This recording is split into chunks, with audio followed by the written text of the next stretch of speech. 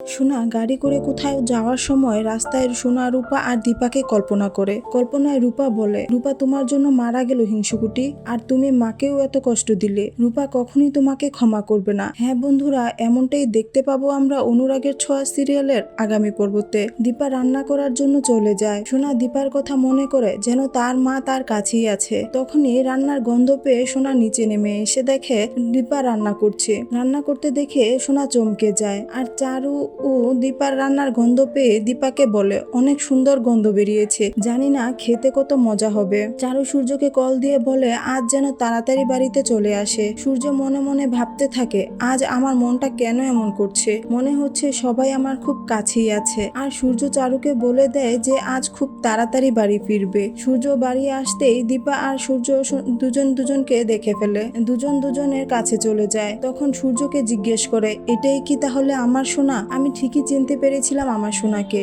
সোনা চিৎকার করে উঠে আর বলে, আমি সোনা নই, আমি অলি।